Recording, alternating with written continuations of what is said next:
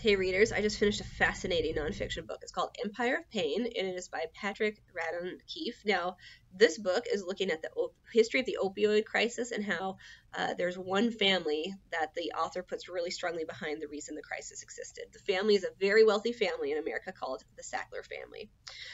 So this book sort of takes this long arching look at how we arrived at the opioid crisis that we're at, and the steps that led us there. So they begin us with sort of like the patriarch of the family who founded like several businesses. He was an entrepreneur, but got into like the pharmaceutical business. And then how basically they started, doing at the beginning really important research that made changes in the whole, like the way we view pain and the way that we consider it an actual problem. We don't just dismiss people's pain. But then we see how greed sort of takes over.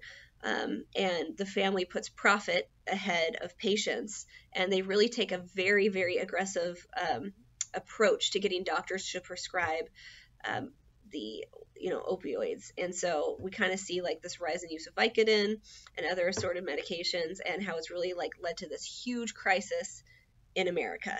So it was really fascinating. I'd never heard of the Sackler family before. I had no idea of what their role was in this.